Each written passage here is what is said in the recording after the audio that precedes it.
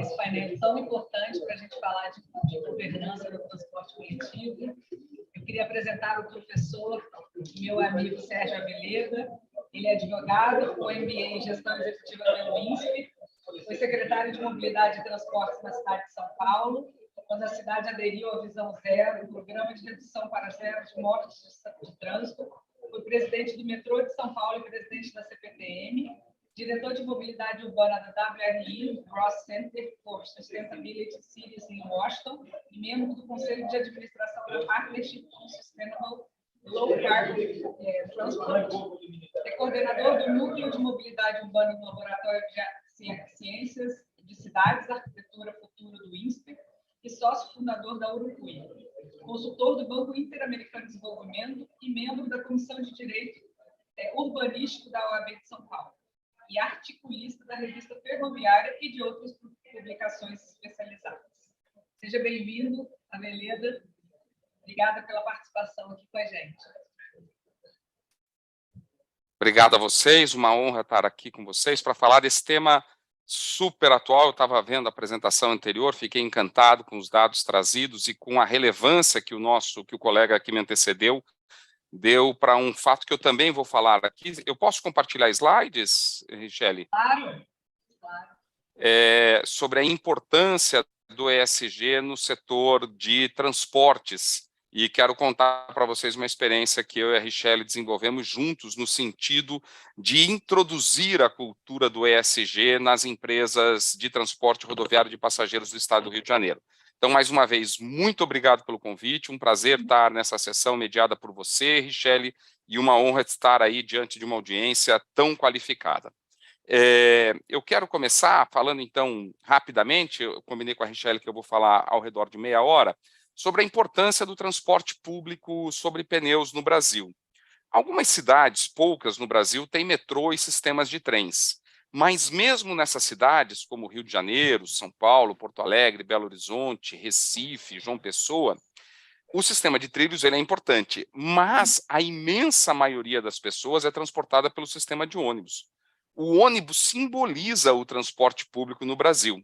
A primeira vez que nós tivemos um sistema de transporte público no Rio de Janeiro, no Brasil, foi aí na cidade do Rio de Janeiro, onde vocês estão na audiência presencial. Foi a linha Centro-São Cristóvão, que funcionava, vejam só, com bondes tracionados por mulas, por burros. E isto foi no ano de 1838. Então, observe, nós já estamos há quase 200 anos desta data, e naquela época o Rio de Janeiro já precisava ter um sistema de transporte para mover as pessoas, possibilitando a elas acesso ao trabalho, acesso às oportunidades de renda, enfim. Em 1892, estes veículos passaram a ser elétricos, e a partir de 1908 começa a chegar no Brasil os veículos a combustão, os veículos de motor a explosão, trazendo uma flexibilidade operacional que os bondes não davam, lembrando que bondes seguem trilhos. E os trilhos, eles são fixos, a cidade cresce e para a linha de bonde se adaptar precisa de uma obra muito grande. Quando chegam os ônibus movidos a motores de combustão que dispensam os trilhos, que são automotores, isto foi uma revolução, porque você pode redesenhar linhas para atender regiões onde os trilhos não chegavam. Então, essa foi uma grande vantagem competitiva para os ônibus. E eles foram, aos poucos, dominando a cena, até que em 1946 o transporte público passa a ser definido como algo de interesse público. Até 1946, o transporte era privado. As empresas privadas exploravam como queriam. E, claro, elas focavam apenas nas linhas lucrativas. E nem sempre uma linha que vai atender uma quantidade importante de pessoas, ela é lucrativa, e isso, de fato, do ponto de vista do interesse público, não interessa. Então, a partir de 1946, a legislação começa a incorporar uma regulação pública sobre o transporte de pessoas. A partir daí, começa uma desativação paulatina dos serviços de bondes e os ônibus, então, passam a ser o elemento mais importante de conexão. Volto a dizer, mesmo numa cidade que tenha linhas de metrô como o Rio de Janeiro, a imensa maioria das pessoas segue sendo transportada por ônibus. Por conta da capilaridade, o ônibus consegue chegar muito mais facilmente nos lugares onde as pessoas estão, enquanto o metrô ele funciona como um eixo estrutural. O ideal é você alimentar o metrô com ônibus. Nunca vai ter metrô na porta de todas as nossas casas, em todos os nossos bairros. O ideal é existir uma integração. Como eu disse, o serviço de transporte regulado de passageiros, ele é um serviço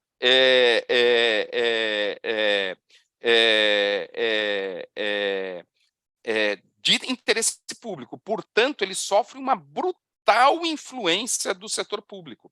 Ele é executado por empresas privadas, vejam como é complexo.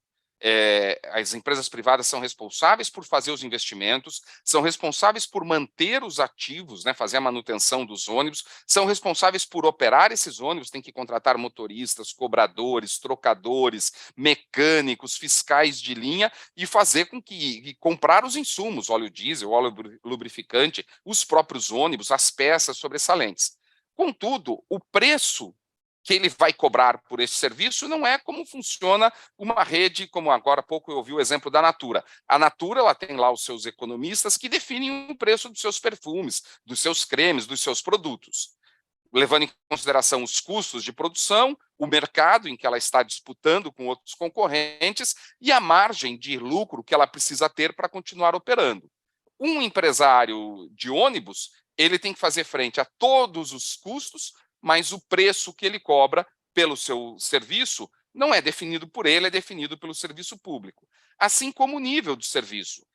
Uma lanchonete como o McDonald's, ela define quantos lanches ela vai produzir, se ela vai ter um atendente cumprimentando as pessoas na porta, como vai ser o nível de serviço. No serviço de ônibus, o nível de serviço é determinado pelo poder público.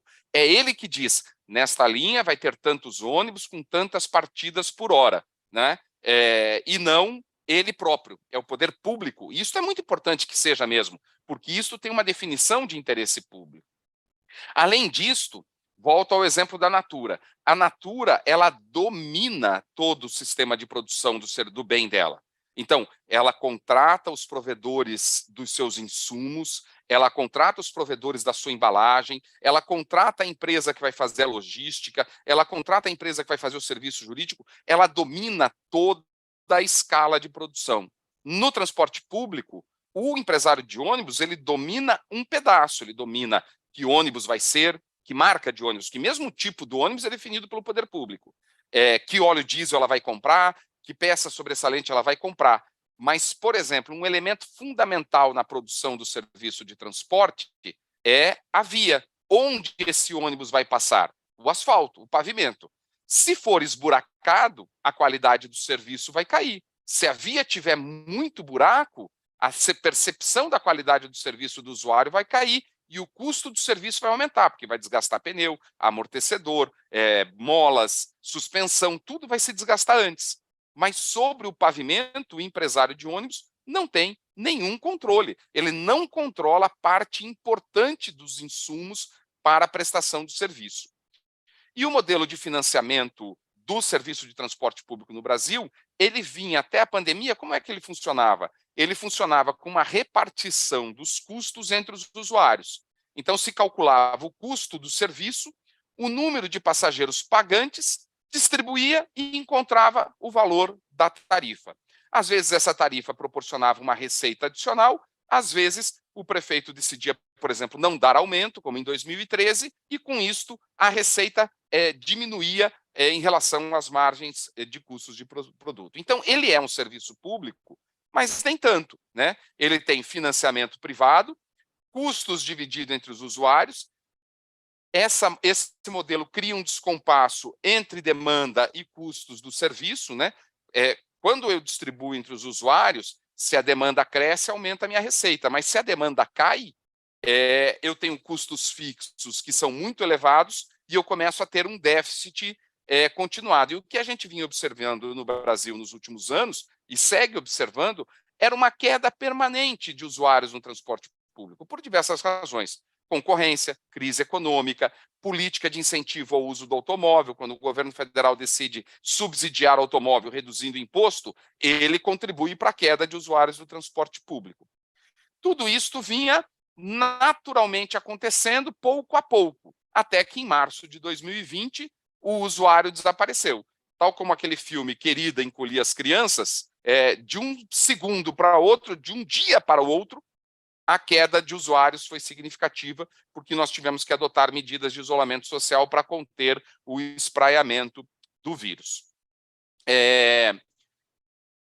Vamos fazer uma parada aqui e vamos pensar numa outra questão que vai impactar muito no que eu vou falar em seguida, que é o ESG sobre as empresas de ônibus. Há vários modelos para contratar empresas de ônibus. Um modelo é remunerar pelo número de usuários transportados, definindo o valor da tarifa pelo poder público. Na medida que o usuário passa pela catraca do ônibus, o empresário do ônibus recebe dinheiro. O outro modelo é contratar por quilômetro percorrido. Não interessa quantos usuários vão entrar, interessa a produção do serviço. Quantos quilômetros os ônibus vão percorrer. Isso é fácil de medir, no final do dia você tem um total de quilometragem, valor unitário por quilômetro, você paga as empresas e, portanto, o risco de demanda não é mais da empresa, ele passa a ser do poder público. Uma outra forma mais moderna é uma conjugação, em que você paga os custos, paga uma margem estipulada no contrato e esses pagamentos variam conforme a qualidade apurada do serviço e conforme a demanda enfrentada. Nós estamos agora enfrentando a maior crise da história do sistema de transporte público do ponto de vista do financiamento, porque durante a pandemia a gente viveu uma crise agudíssima, que foi uma demanda de 25%, 30% do número de usuários. Então, aí na cidade do Rio de Janeiro, nós tivemos empresas de ônibus que quebraram. Na cidade de Teresina, nós tivemos o colapso do transporte público. Em Salvador, 1/3 dos ônibus era dominado por uma empresa, era operado por uma empresa que quebrou. Então, este modelo quebrou. Você veja que o Rio de Janeiro sempre teve um modelo em que a prefeitura não pagava nada aos empresários de ônibus, eles dependiam apenas da receita do usuário. A partir da pandemia, e observando que a demanda não está voltando, apesar do crescimento da atividade econômica já ser quase, ou em alguns setores, maior do que o período pré-pandêmico, o transporte público ele não voltou. O transporte público segue inferior. Isto está exigindo do poder público uma complementação, porque ele não pode repassar os custos para o usuário, porque os usuários estão também numa crise econômica brutal. Então, não dá para pegar mais os custos e fazer o que se fazia antes. Você veja há quantos anos na cidade de São Paulo não há reajuste da tarifa de ônibus, e me parece, Richelle, que o mesmo fenômeno acontece no Rio de Janeiro. E por quê? Não é demagogia, é porque o poder público percebe que não dá para repassar mais esse custo para o usuário, porque o usuário não aguenta pagar. Há um estudo da WRI que mostra que a população carente de São Paulo chega a gastar 35% da sua renda com mobilidade urbana. Imaginem nós, que temos aí uma posição um pouco mais privilegiada na pirâmide social, se fôssemos obrigados a gastar 35% da nossa renda com deslocamento diário. Nós não fazemos isso, gastamos muito menos, mas as pessoas pobres têm esse comprometimento. Então, a tarifa precisa ser barata. Com isso, o que o poder público está fazendo? Algo que já é feito em algumas cidades no Brasil há muitos anos e é feito muito nos países ricos, que é a assunção pelo poder público de parte desses custos. Então, hoje está havendo uma transferência de recursos públicos do dinheiro das prefeituras para os usuários de ônibus. De que forma?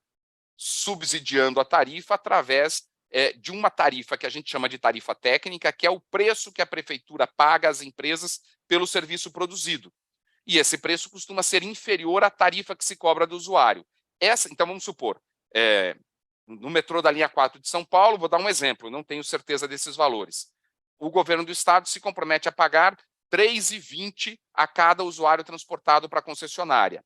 Mas ele arrecada R$ 2,80. Ainda que a tarifa seja R$ 4,40, vamos lembrar que tem integrações grátis em São Paulo. Essa diferença entre R$ 2,80 e R$ 3,20, quem paga é o Tesouro. Na medida em que a gente está tendo transferência de recurso público para as empresas, para pagar esta tarifa barata, a gente começa a crescer esses padrões de governança, transparência e gestão das empresas. A gente já começa a ter uma exigência maior. Eu quero continuar a palestra do meu colega anterior, em que ele disse algo que eu tenho pregado. Antigamente, antes dos anos 80, o papel de uma empresa era maximizar os seus lucros. O que se desejava economicamente de uma empresa é que ela maximizasse os lucros para o acionista. porque ela fazendo isso, ela estava sendo mais eficiente, gerando mais riqueza, pagando mais impostos, e ao gerar lucro para o acionista, esse dinheiro voltava para a economia de alguma forma, por reinvestimento, por investimento em outros negócios, enfim. O que não se cobrava nada de uma empresa, além do dever dela maximizar os lucros para os acionistas. A partir dos anos 90, especialmente no Reino Unido, começa um movimento que diz não. O papel de uma empresa, de uma organização econômica destinada a prestar serviço ou produzir, não pode ser apenas maximizar lucros ao seu acionista. Ele não pode maximizar lucro ao acionista degradando o meio ambiente, contratando embalagem com madeira nobre, no exemplo descrito pelo meu colega anteriormente. Ele não pode maximizar lucros discriminando grupos de pessoas. Ele não pode maximizar lucros pagando propinas. A sociedade começou a exigir das empresas a adesão a valores que lhes são caros, como sustentabilidade, igualdade, inclusão social, ética e transparência. Então, hoje, se uma empresa tem problema ético, é mais grave até do que se ela tiver problema no produto. Uma empresa que faça um recall de um produto, ela não sofre um grave problema de imagem. Quando ela vai a público, vejam quantas montadoras fazem recall. E diz, olha, tive um problema no meu processo, determinado componente deste carro saiu com defeito, por favor, dirijam-se às concessionárias. A imagem dela não é arranhada. Agora, se ela engana o órgão regulador para fazer crer que ela emite menos gases do que ela emite, ela tem um grave problema de imagem e ela vai gastar bilhões de dólares e vai ter que fazer um esforço descomunal para recuperar a credibilidade. Então, não é apenas maximização de lucros que nos servem para falar disso. Percebendo este desafio, a antiga FETranspor, eu deixei aqui de propósito, Richelle, porque esse foi um esforço feito na época que a CEMOV chamava-se FETranspor, ela percebendo seu dever de aderir aos valores da sociedade, de transparência, boa governança, ética, sustentabilidade, inclusão social e igualdade, ela começa a fazer um esforço enorme internamente para atender esses padrões. Ela cria canais de denúncia para estabelecer transparência, ela começa a estabelecer um padrão de governança exatamente como preconizam os melhores autores desta área, código de ética e conduta, corta na própria carne quando alguém se desvia, ela vai se transformando e se adequando a esses novos valores. E vejam que faz muito tempo que a gente não ouve o nome da FETranspor envolvido em qualquer tipo de escândalo, porque, de fato, este esforço resultou num novo padrão de comportamento para atender esses valores. Ou seja, ela passa a atender uma demanda da sociedade, que antigamente enxergava as empresas de ônibus como caixa preta, onde não há informação, quando há, não é confiável. E também conectavam a imagem das empresas à falta de ética na gestão empresarial e até mesmo a relações incestuosas com o poder público. Isto mudou, começa a mudar, primeiro dentro da entidade que organiza as empresas de ônibus, e agora isso está se espraiando para dentro das empresas de ônibus. Então, esta crise de imagem, a crise de financiamento, poderia ser a tempestade perfeita para destruir, inclusive, a existência desse setor, não é? Como eu disse antes, a partir de agora, a sociedade exige das organizações empresariais muito mais que o lucro. Ela quer responsabilidade ambiental. Não adianta você destruir o rio do Vale do Rio Doce e pagar dividendos para acionistas. A sociedade começa a olhar para isso e dizer, nós não queremos isso. Nós não queremos derramamento de óleo, ou seja, produção desatenta aos cuidados mínimos, em nome de aumentar pagamento de dividendos aos acionistas.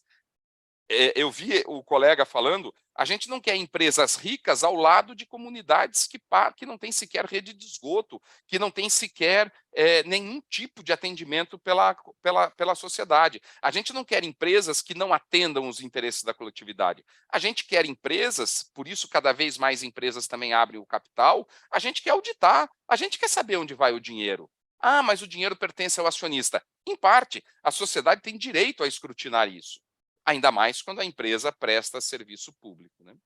Então, nós precisamos começar a enxergar as empresas de ônibus a partir de agora como elementos fomentadores, comprometidos e que alavanquem os resultados de ESG, os resultados de governança, os resultados de ética, os resultados de sustentabilidade. Então, precisamos falar de ônibus e sustentabilidade. Por exemplo, um ônibus, quando uma pessoa, se alguém aí, que eu vejo aí na plateia, aí na arquibancada, que eu gosto muito desse estilo, queria muito estar aí com vocês, sentado com vocês, decidiu ir de ônibus para o evento e outra pessoa decidiu ir de carro, quem foi de ônibus emitiu 45 vezes menos dióxido de carbono do que quem foi de carro.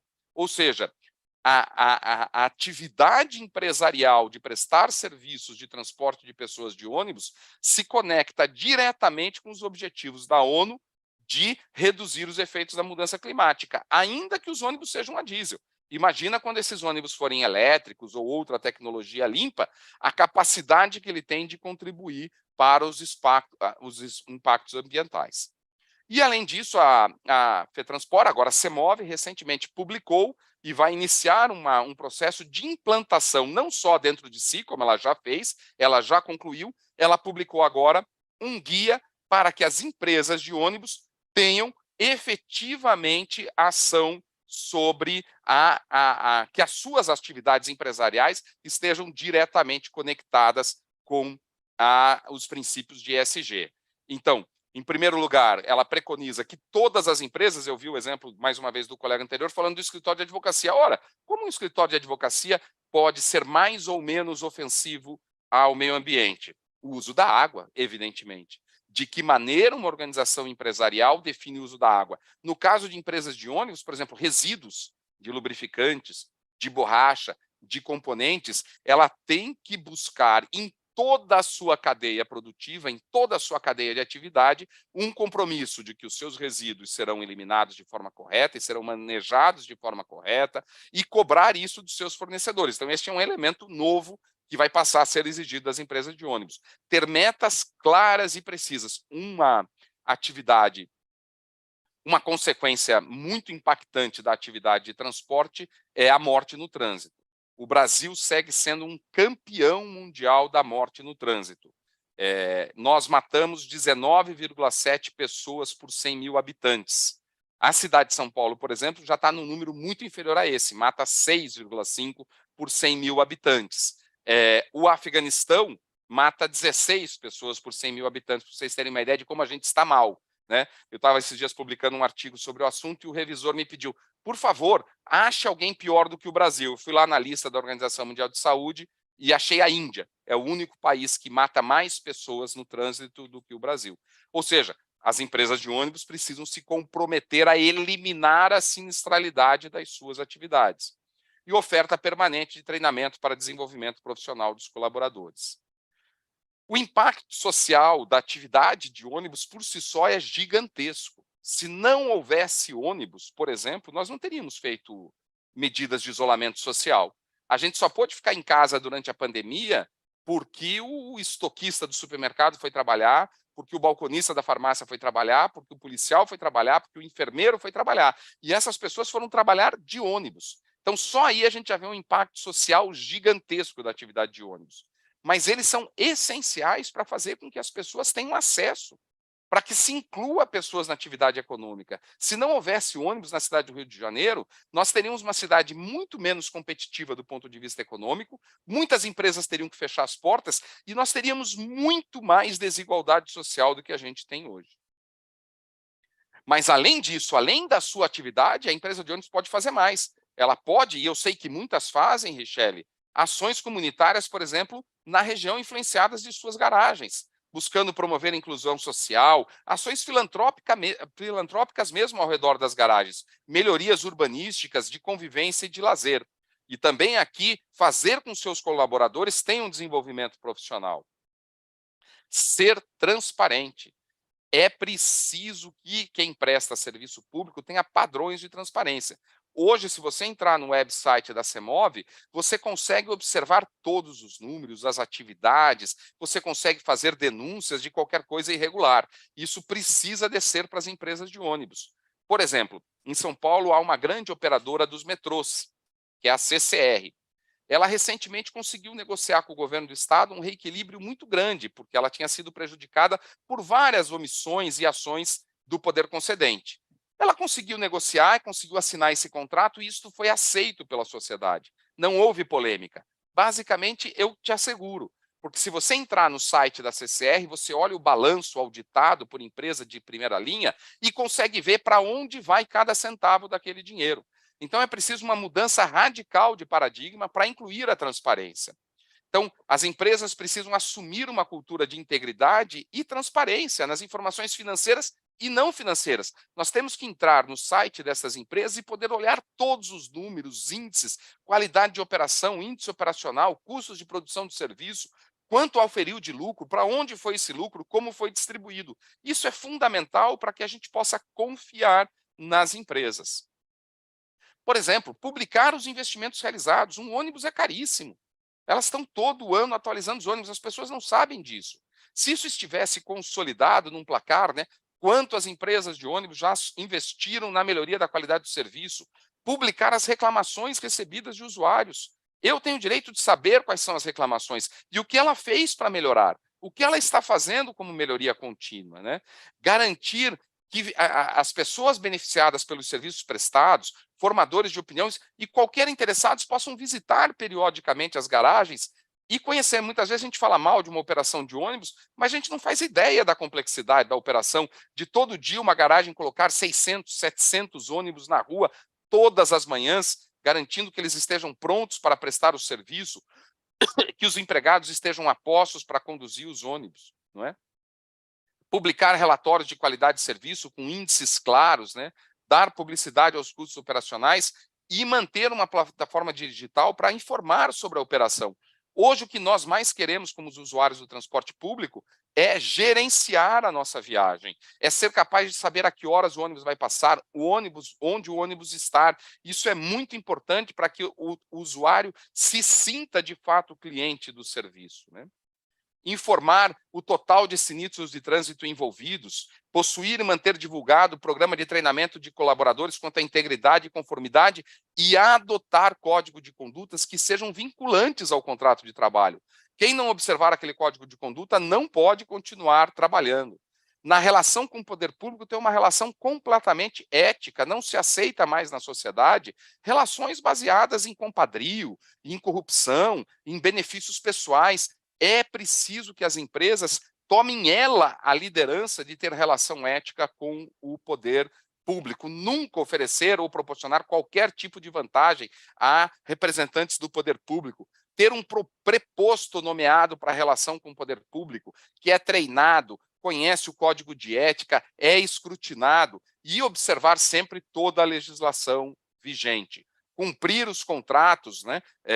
Cumprir as obrigações contratuais, mesmo que o poder público às vezes falhe, né? Às vezes é o poder público que não cumpre, não reajusta, não estabelece, não permite as regras que o contrato prevê, né? Sempre disponibilizar informações e com boa-fé ao poder público, assegurar que em todas as reuniões haverá no mínimo 2 prepostos, aquele sujeito nomeado para a relação com o poder público e mais uma pessoa, e proibir entrega de presentes, salvo brindes sem valor comercial. Eu vou terminar, Richelle, no tempo que nós combinamos, dizendo que ou as empresas mudam e incorporam integralmente os pressupostos de ESG, ou elas vão parecer o macaco nessa fábula do Arthur Morgan que eu vou ler com vocês. É a história de como se caça macaco lá na África, alguns tipos de macaco. Segundo a história, tomam de um coco e abrem um buraco no meio do coco, do tamanho necessário para que o macaco enfie a mão vazia dentro deste coco. Mas eles colocam torrões de açúcar dentro do coco e prendem o coco na árvore. O macaco ambicioso, faminto pelo torrão de açúcar, ele enfia a mão dentro do coco, só que com a mão cheia de torrão de açúcar, ele não consegue tirar a mão de dentro do coco. E ele prefere ficar preso ao coco, esperando o caçador chegar, do que tirar a mão e fugir e não ser caçado. Se as empresas não se adaptarem aos novos padrões de ESG, elas vão ficar parecendo como esses macacos, presas ao torrão de açúcar antigo, aquele lucro que vinha de antigamente, mas ou a sociedade ou a concorrência vai terminar por destruir esse modelo de negócios. Muito obrigado, fico à disposição para acompanhar agora a fala da Richelle, depois, se houver tempo e houver na dinâmica espaço para debate, eu fico à disposição para isso. Muito obrigado.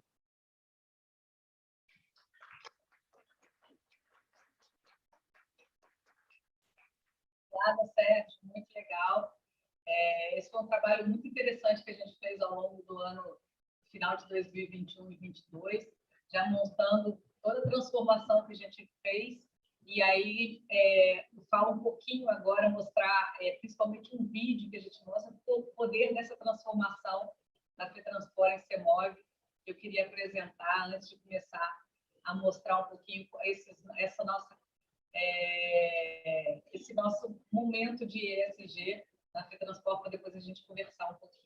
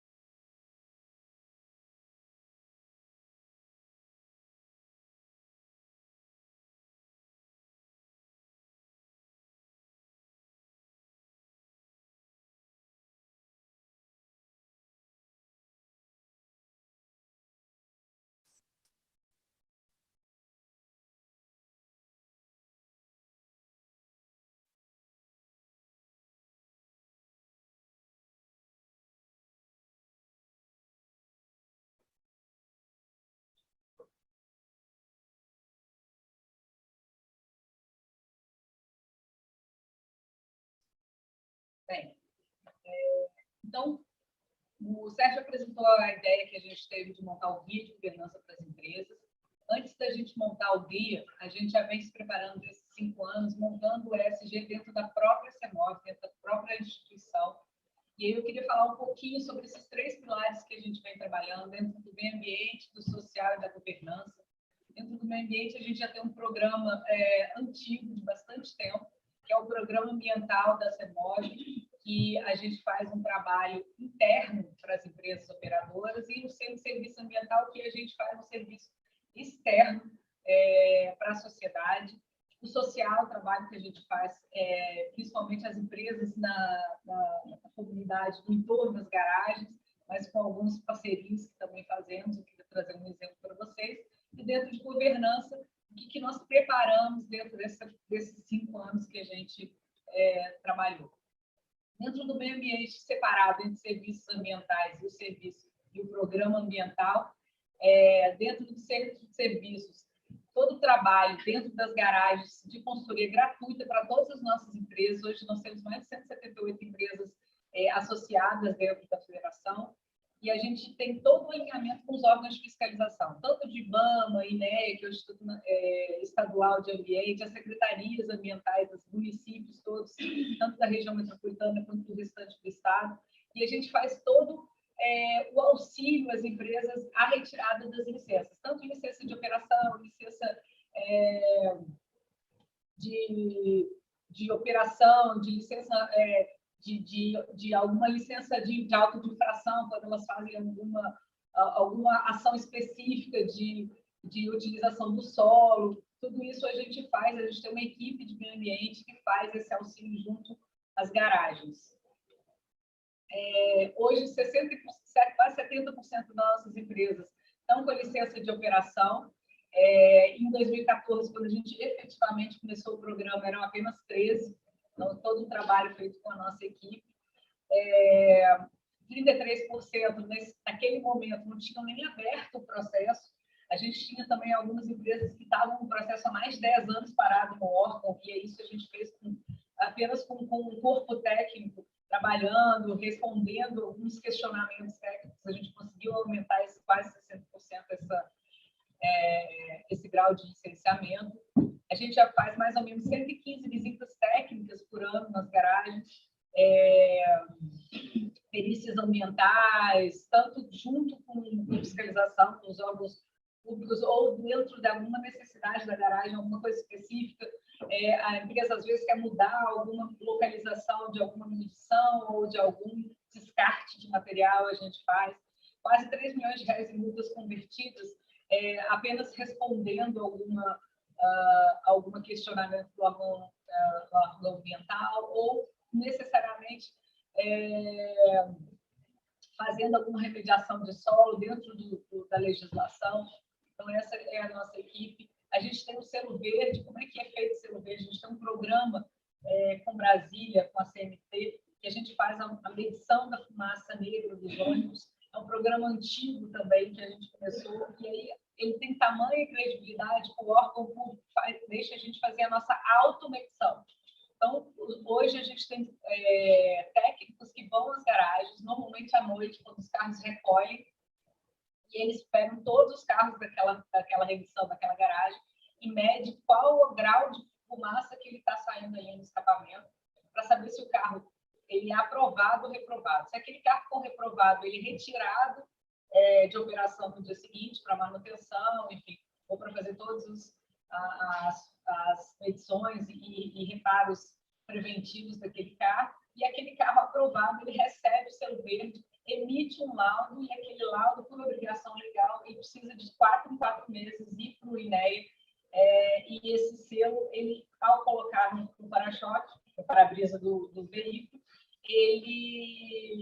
ele serve como fiscalizador na rua, para o que o INEA faça com os ônibus, com os veículos. Então, vocês podem reparar que todos os veículos, não só de urbanos, mas os metropolitanos de fretamento, possuem no estado do Rio de Janeiro, aqueles que tiverem essa inspeção.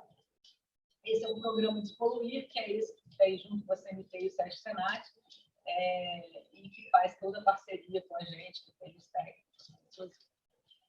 Quando a gente começou, é um programa antigo, nós começamos junto com a Petrobras, em 97, e ele veio crescendo. Na época, eram 50% dos carros eram aprovados, hoje a gente já tem quase 100% dos carros aprovados. A gente teve uma pequena queda ali durante a pandemia, até porque por questões todas que o Sérgio disse, né? Queda de demanda, etc. Os carros deram uma envelhecida na frota e agora uma perspectiva de voltar à operação. Muitos carros parados durante muito tempo, porque a frota saiu, foi reduzida, mas as coisas estão voltando ao normal.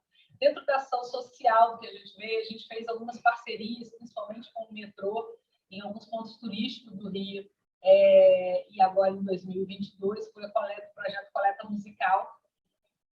Foi bem interessante, principalmente em pontos de embarque, com a Rio Card+, incentivando principalmente essa questão musical, de ter em alguns pontos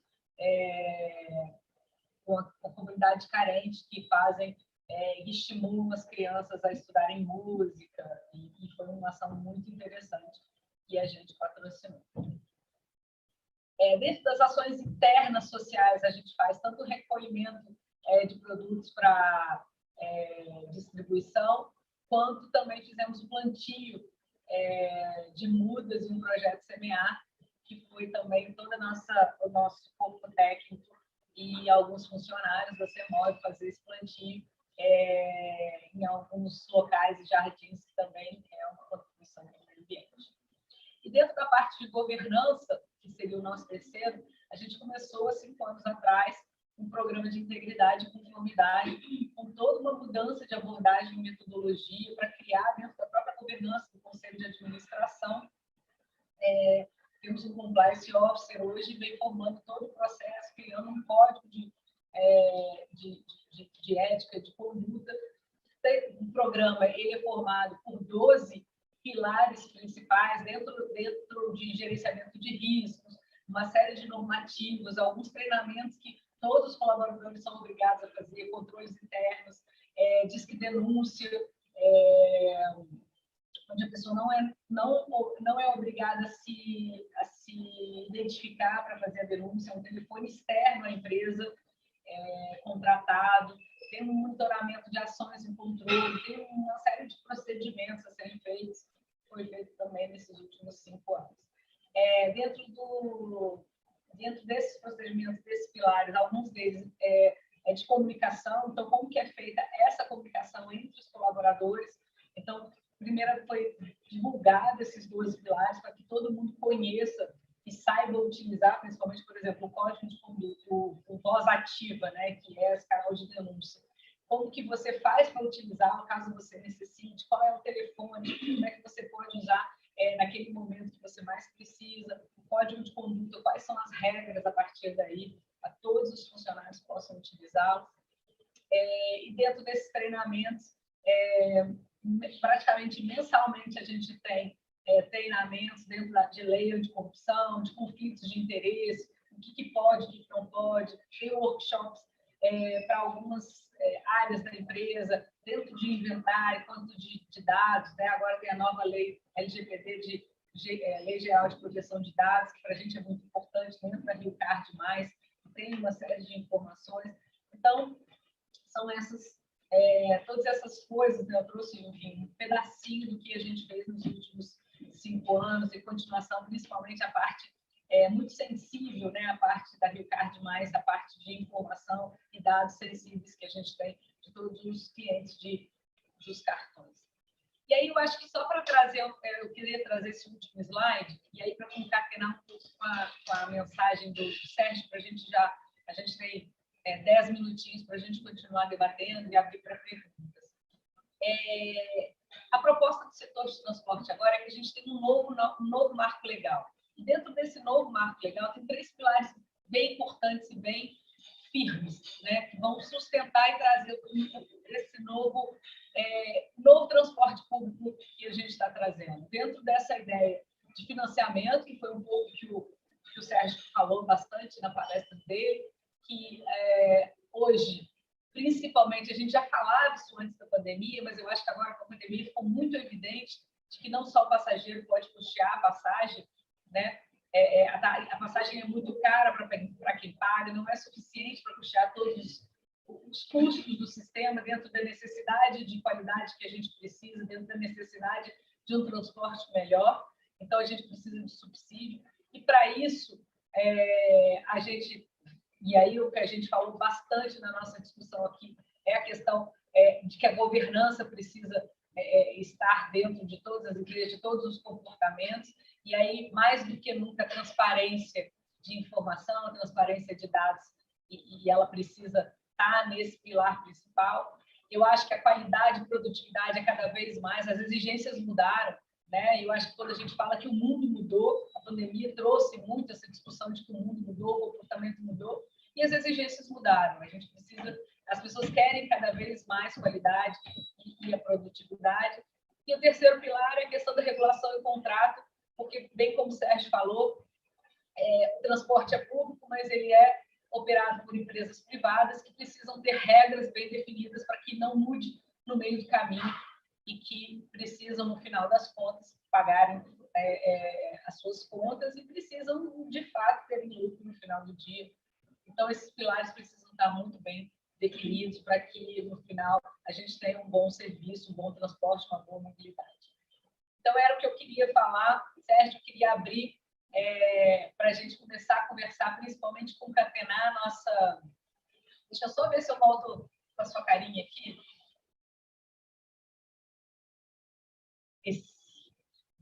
Eu acho que, assim, eu quis trazer, dentro da provocação bastante desse último slide, que é exatamente para a gente poder falar que o marco legal vai exigir, mais do que nunca da gente, essa questão da governança, da transparência, dentro do que a gente está vislumbrando de um transporte melhor.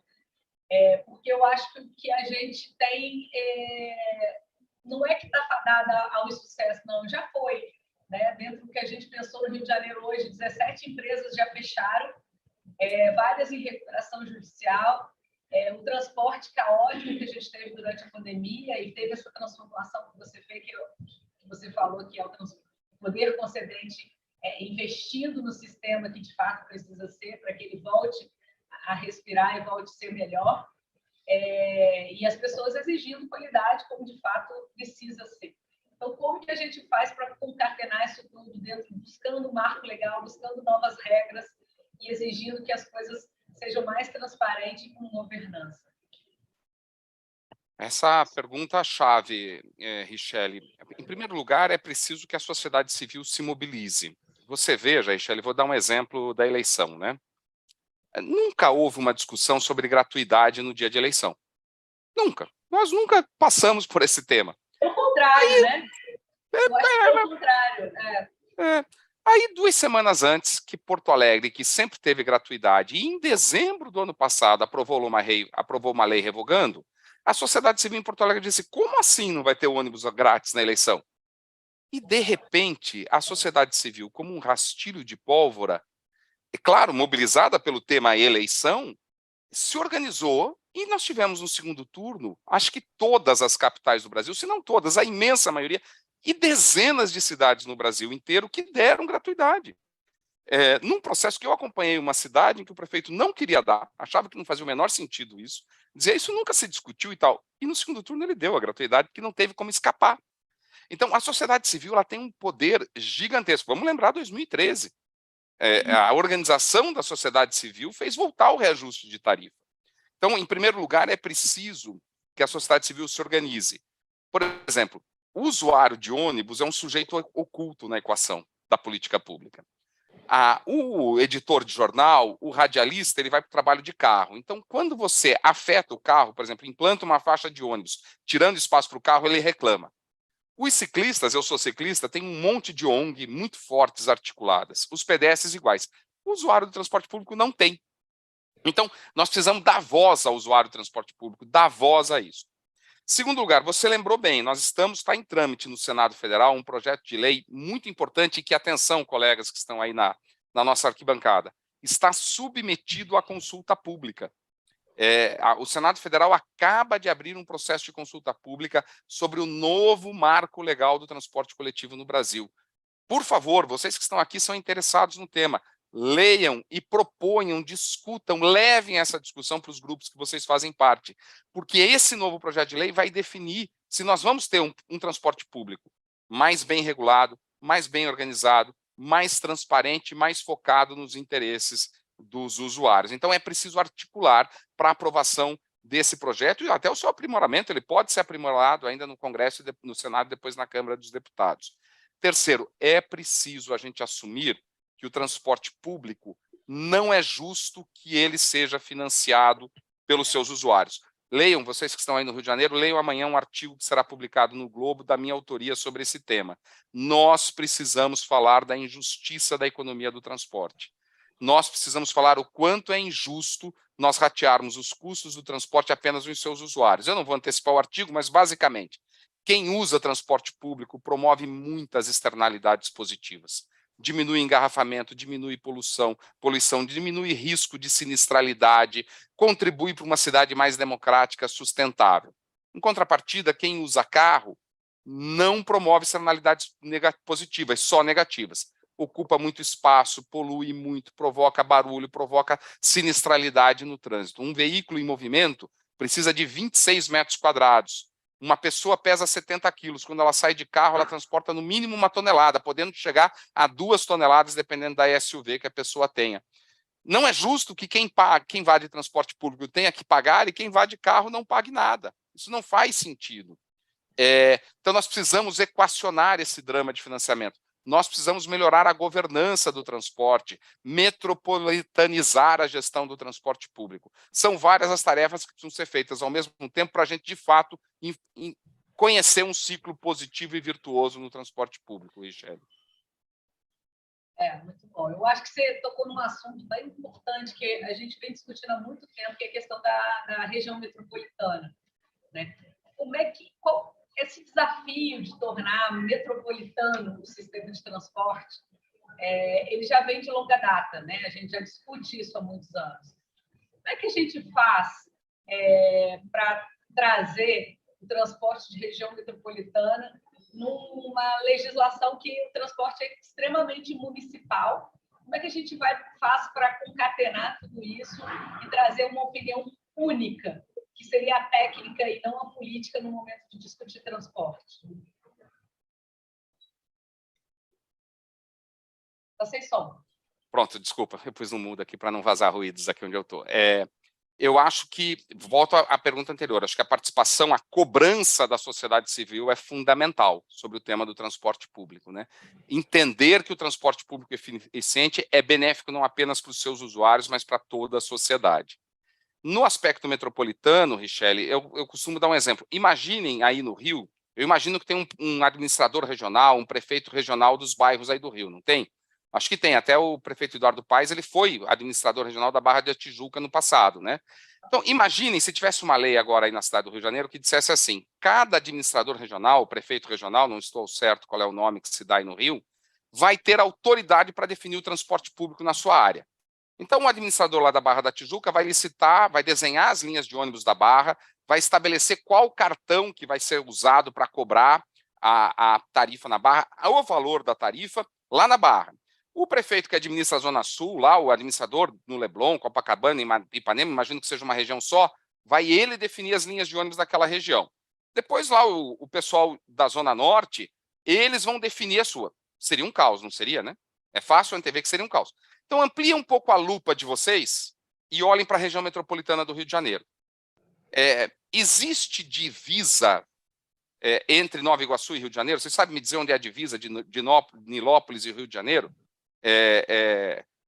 Está tudo unido como se fosse um bairro, não está? Como se fosse uma única cidade? Na prática, não é? Pois é, mas nós administramos o transporte de forma caótica. O prefeito de Nilópolis define as linhas, os meios de pagamento, o valor da tarifa do Rio, as suas. Nós precisamos estabelecer uma gestão metropolitana para ampliar a eficiência. Esse é um grande desafio de melhoria de governança, eficiência, integração, tarifa única. Quando Madrid, nos anos 80, criou a Autoridade Metropolitana de Transporte, unindo as comunas, as cidades da região metropolitana de Madrid, ela reduziu em 30% os custos do transporte e aumentou em 30% a participação do transporte público no total de viagens. A gente divide as viagens entre transporte público, transporte individual motorizado, bicicleta e a pé. Quando implantou a Autoridade Metropolitana, o transporte público aumentou em 30%, reduzindo as viagens por veículo, porque ficou mais fácil e mais barato usar o transporte público. Tem razão. A gente tem um tempinho para uma pergunta aqui da palestra, da plateia. Temos alguma pergunta? Temos algum? O Sérgio comentou sobre os tipos de contratação que tem, né? Sobre o passageiro ou por distância percorrida, né? Não seria mais eficiente uma cobrança por distância percorrida dos passageiros do que uma tarifa do passageiro em si? Não seria mais eficiente de forma a mobilidade por distância nesses contratos de concessão? Você fala o passageiro pagar por quilômetro, a tarifa ser por quilômetro. Ou a empresa receber por quilômetro, né? Mas o passageiro paga a tarifa única ou a empresa recebe por quilômetro? Não entendi a sua pergunta. Assim, como são dois tipos de contratação, por exemplo, vou dar um exemplo do que eu entendi desse tipo de contratação. A Prefeitura de Maricá, por exemplo, tem um ônibus de gratuidade, né? E em outros lugares do mundo já tem esses tipos de... Tanto é que tem países que não tem catraca, né? Quando chega no Brasil, se assusta com catraca nos ônibus. Não seria mais eficiente um sistema de transporte assim, gratuito para o passageiro, mas que o administrador da empresa receba por quilômetro percorrido? Entendeu, Sérgio? Entendi, sim. O usuário, no Brasil, em que os pobres moram mais longe, esse é o desenho das nossas cidades, não é justo que a gente estabeleça uma tarifa quilométrica, a gente vai aumentar a exclusão. Na verdade, com esse sistema de tarifa fixa, nós temos um subsídio cruzado. Quem anda menos, que normalmente são as pessoas mais abastadas, subsidiam quem anda mais. Então, se você pega o ônibus para ir do Catete ao centro e paga uma tarifa cheia, uma tarifa fixa, você está contribuindo para que a tarifa de quem vem da região periférica fique no mesmo nível, não encareça. Agora, você toca num ponto importante, que é separar o que o usuário vai pagar, que pode até ser gratuito, a tal da tarifa zero, meu artigo amanhã fala disso, da remuneração das empresas. Uma coisa não deveria ter nada a ver com a outra. O que as empresas recebem deve refletir os custos de produção do serviço, a depreciação dos investimentos realizados e a sua margem de lucro, porque é empresa. Uma empresa não vai fazer filantropia, uma empresa vai correr riscos, para isso ela precisa ser remunerada. O lucro é fundamental, isso aqui ninguém discute. Se a gente não quer que tenha lucro, quem tem que operar é o setor público, com todas as suas ineficiências. Vai ter que comprar óleo diesel com licitação, pneu com licitação, peças de reposição com licitação. Cidades que fizerem isso ficaram mais cara essa produção de serviço desse jeito do que por empresário privado.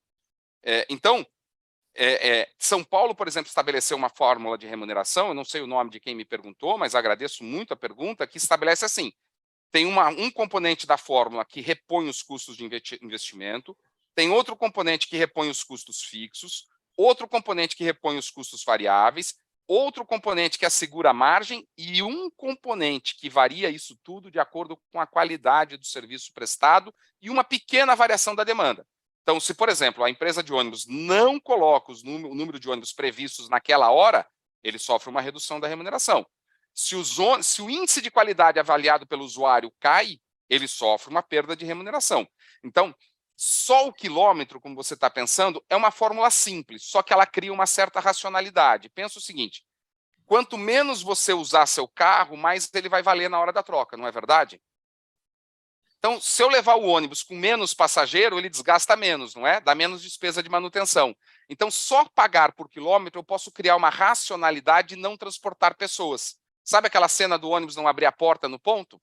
Eu posso criar esse incentivo. Por isso que eu defendo uma remuneração que inclua a retribuição de todos os custos incorridos, uma margem de lucro e uma variação conforme a qualidade e uma pequena variação da demanda.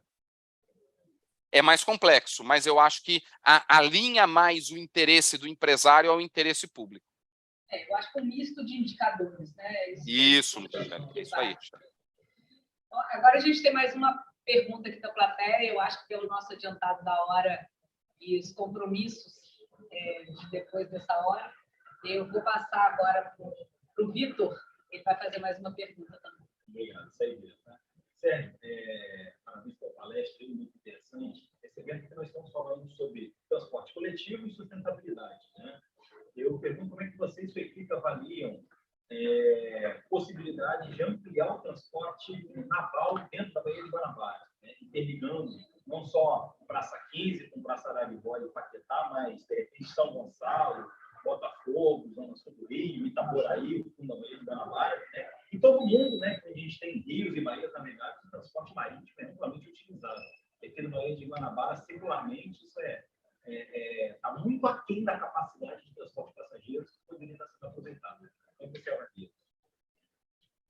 Eu não sei se ouvi direito, mas parece que a pergunta se refere à exploração do transporte aquaviário, é isso?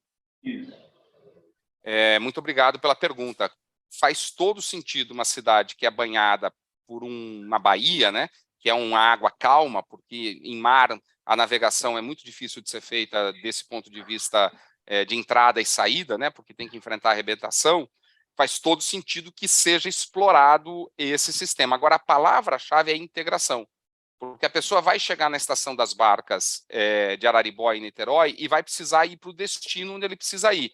Aí precisa ter tarifa integrada, integração física, o terminal de ônibus precisa estar perto, e operacional, o ônibus precisa chegar de acordo com os horários das barcas. Então, para isso é que precisa ter autoridade metropolitana, porque o ônibus municipal de Niterói é uma atribuição do município e a barca é estadual.